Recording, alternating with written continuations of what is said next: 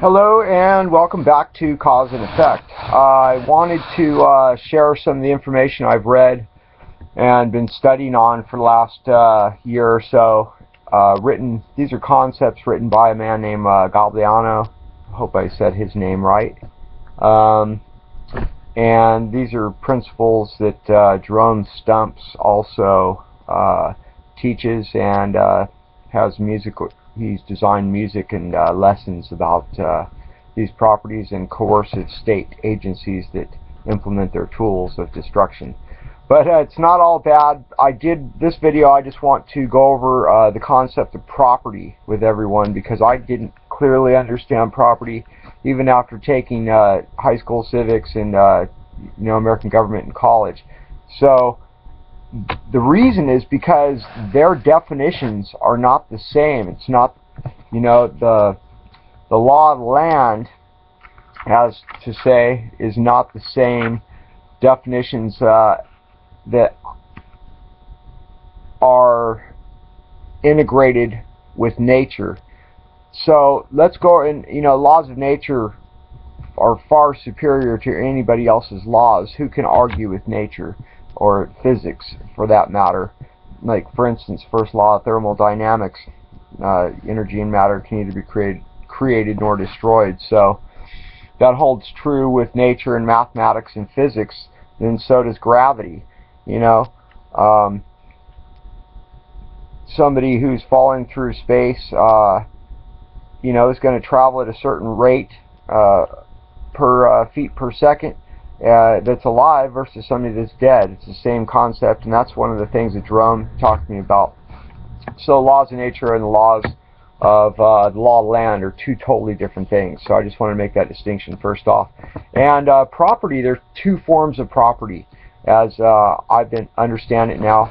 There's primary property, and primary property is the most sacred of all kinds of property. It is the ideas and thoughts of individuals, the patents and inventions of a person's mind, and not innovation, although that could be a primary property as well, but primarily invention would be just my ideas, my thoughts, the way I feel about things. That is the most important form of property there is. And then secondary property, of course, is like most people understand as houses, cars. Hey, this is my car, this is my house, and this is mine, and this is mine over here, and I own this, and I own that. And Emerson, just a real side note, Ralph Waldo Emerson, in his book Nature, talked about working for this Farmer Locke, and they went up on top of this hill one day, and Farmer Locke was talking about, look around you, Ralphie, look at all this property. Someday, if you work hard enough, you can own it too. And Emerson said, Farmer Locke, you'll never own the landscape. And that's kind of what we're talking about right now in a roundabout sort of way when we're talking about primary property. The government should not have a right to come in and take primary property from people, or anybody for that matter, any state agency. A state agency is anybody who uses coercion as a tool and deems what is best for me through involuntary transaction. We'll go over that later. But liberty, thus from property stems liberty, and liberty is the ownership of one's own actions. You can say, hey, I did that, or I invented this. This is the ability to even be able to say that is liberty in and of itself. And ideas and actions produce further or secondary derivatives such as property, plant, and equipment. That goes on to describe secondary property. It's so important that you guys understand and listen to this, absorbing the different levels of property, the primary and secondary, because as we go on in these videos, you'll see more and more how this coercive hand of the state agency, any state agency, uses this hammer of coercion and misappropriation. So anyway, I write down a lot of notes myself because I don't remember everything. I'm still a student as well. But involuntary transactions, I was just talking about that, and these are not from property owner's life, but from the life of the coercer only. It's so important to understand that. So an involuntary transaction is something where, you know, they're going to tell you what's best for you through coercive means. In other words, we're going to deem what's best for the child, for your child. Well, we're going to take the child and we're going to put it in foster care. We're going to, you know, this is just, that's almost, that is a form of slavery, and we'll get into that as well. Children have property rights of their own, and therefore you can't own children, period. It goes against the laws of nature.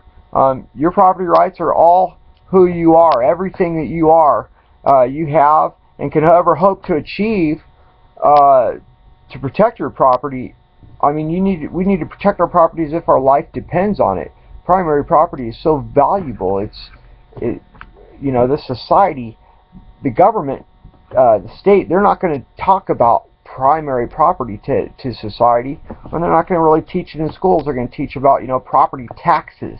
And everything that they have, every derivative of the state is coercive. And all states have failed in the past, and they will continue to fail because that is their only tool, is coercion. So, let's see, you know, as far as laws of nature, property, no man may own any man but himself. So property excludes slavery completely. Therein, you know, is the proof of the postulate. So that is why Thomas Paine, you know, included the slavery clause in his common sense pamphlet that he wrote up. Although, oddly enough, because Jefferson had slaves, you know, he excluded the slavery clause, and look how it caused the 640,000 people to kill themselves in Civil War. The whole Civil War was over the slavery clause, and it just violates and goes against laws of nature. And look at, you know, that's proofs in the pudding, and, you know, every state agency has failed because that's their only tool is coercion. That's proof alone. Every war we've ever had is another undeniable proof of that. So the first derivatives of man life are his thoughts and ideas. That's the primary derivative. And intellectual freedom rises and inspires knowledge and production. In other words, actions stem from primary properties. So property is an individual man's life and all non-procreative derivatives of his life.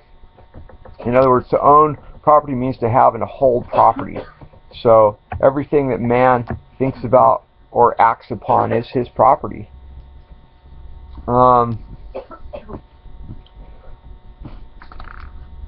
Life is defined as primordial property. Primordial property, that's in the laws of nature, that's how life is defined. And the line of least resistance, the principle of least action, favors the restitution rather than the continued dislocation, and then goes back to the equilibrium position. I was trying to figure out what I wrote there on that note, talking about the natural mechanism of restitution in nature. In other words, like I was taken from, my mother gave me away, and then I was ripped out of the, you know, the people that I had known as mommy and daddy. Not only was there slavery involved, now that we've discussed slavery and human rights and laws of nature, you can see how there's such a violation with this coercive tool that the state used. And when I say state agency, we'll get into that in another video. I don't mean the state of California necessarily, or the state of Montana. What I'm talking about is the state. Any state, a state and a government are two totally different things. A government is there to protect your property. A true government protects your property, and a state is an agency that is there to control you and take your property from you. So it's destructive, and I'm glad we're at least having this conversation so you can understand more of my perspective as you're watching my videos on my life, and hopefully enjoying and understanding. Some of you out there may have walked in my shoes. Most of you haven't. So it's good that society opens their eyes and we listen to everybody's testimonial in life, and we try to gather a restitution mechanism of restitution that exists in nature for all dislocations.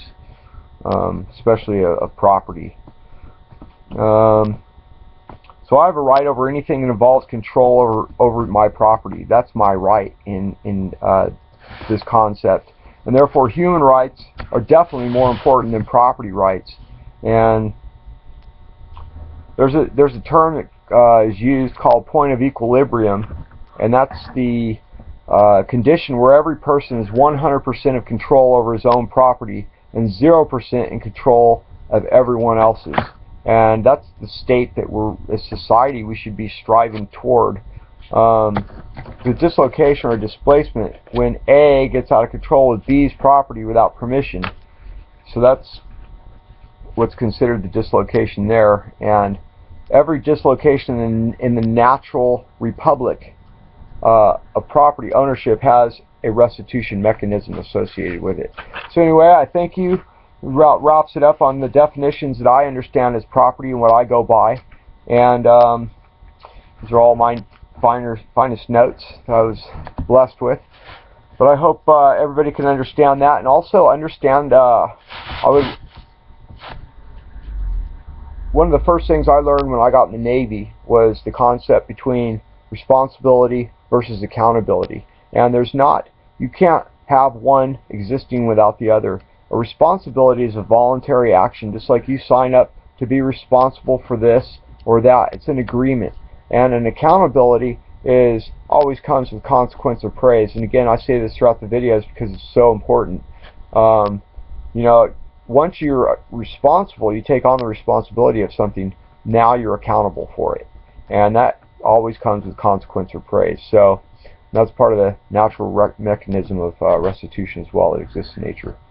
So I thank you for your time, and I hope everybody got an understanding from this, and I wish you a great day. All right.